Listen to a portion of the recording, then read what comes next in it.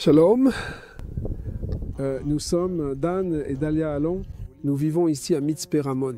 C'est une petite ville au milieu du Negev, dans le haut désert.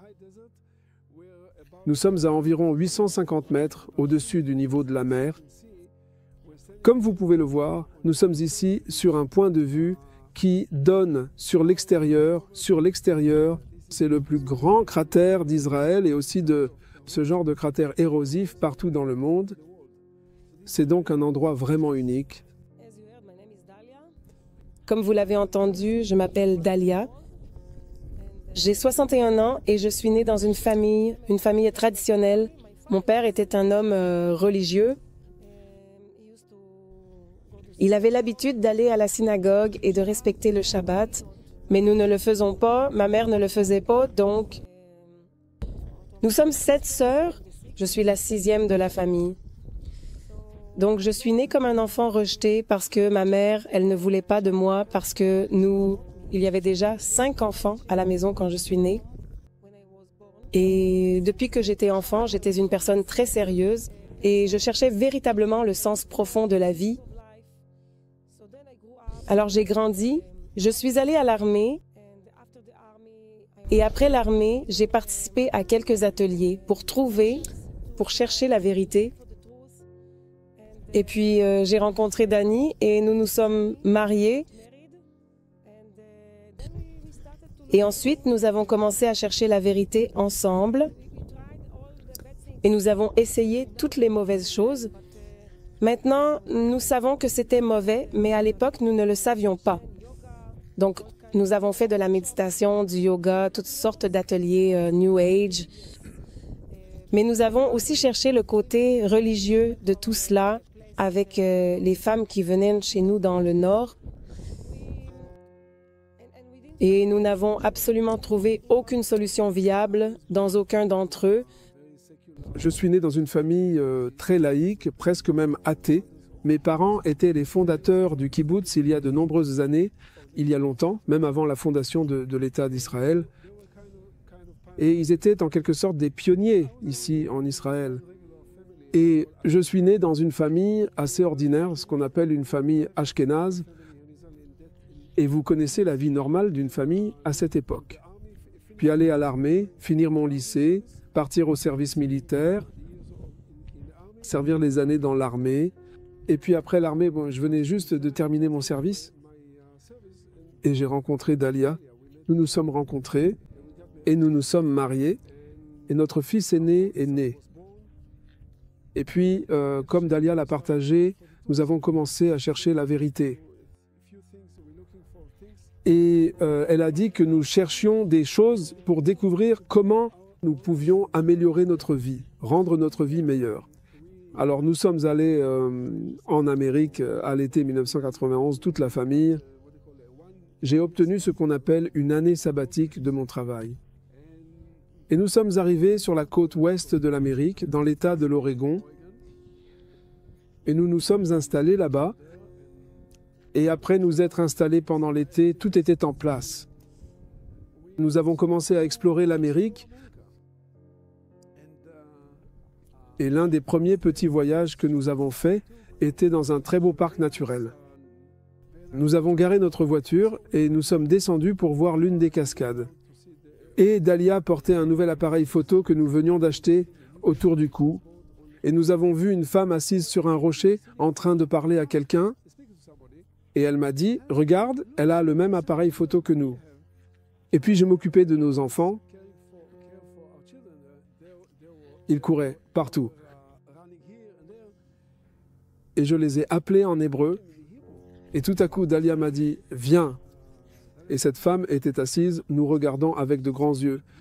Elle a dit, « Waouh, vous êtes juif. Vous êtes israélien. » Elle a entendu mon hébreu. Et puis elle a dit, « Oh, moi aussi je suis juive. » Et nous avons commencé à parler. Et nous l'avons emmenée avec nous. Elle s'est jointe à nous pour marcher dans le parc. Et nous marchions. Et elle partageait avec nous. Elle aimait Dieu.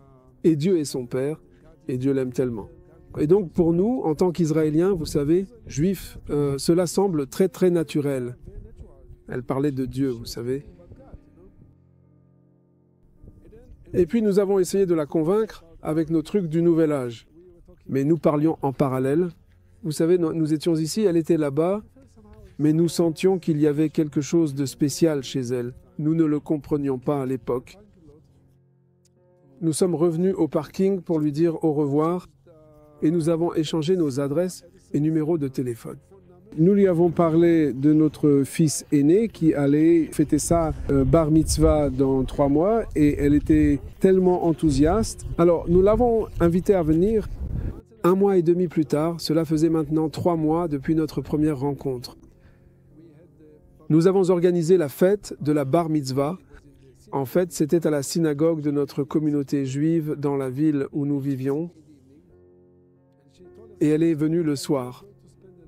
Et elle nous a dit sur le moment, nous n'allons pas passer la nuit avec vous, mais je vais seulement passer le dîner avec vous. Le dîner de Shabbat. Alors nous avons passé du temps à discuter et discuter jusque tard dans la nuit. Et au milieu de la nuit, juste au moment où nous voulions nous dire au revoir et bonne nuit, avant d'aller dormir, elle a dit qu'elle croyait en Yeshua.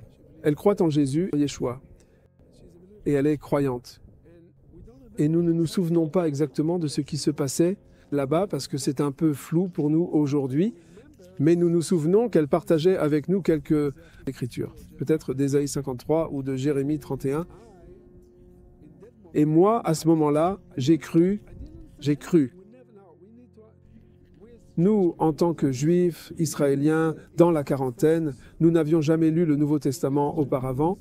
Nous n'avions même jamais entendu dire qu'il existe des Juifs qui croient en Yeshua, en Jésus. Nous n'avions jamais rencontré ce genre de personnes auparavant, des personnes qui croient en Yeshua, juives. Mais j'ai cru. Et Dalia était avec moi à ce moment-là. On s'est dit, waouh, donc ça doit être lui. C'est ainsi que nous avons connu le Seigneur.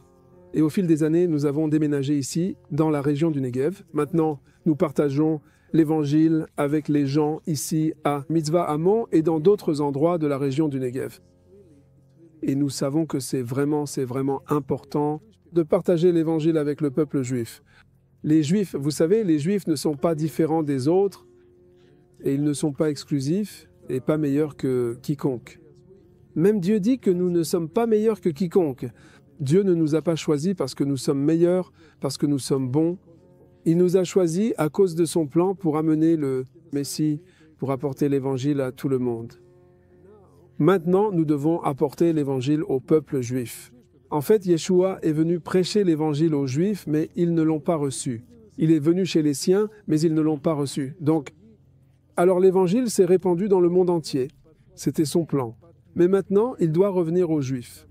Et le peuple juif a besoin d'entendre la bonne nouvelle, il a besoin de connaître la vérité, et il doit suivre Yeshua. C'est la seule voie. Yeshua a dit « Je suis le chemin, je suis la vérité, je suis la vie ». Seul celui qui viendra par moi viendra au Père. Donc il est le seul chemin. Il n'y a pas d'autre chemin.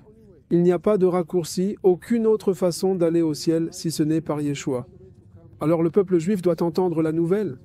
Loué soit Dieu que nous ayons reçu la nouvelle, que nous ayons entendu la nouvelle, que nous ayons entendu l'Évangile, afin que nous puissions le choisir, le recevoir et suivre Yeshua jusqu'à aujourd'hui.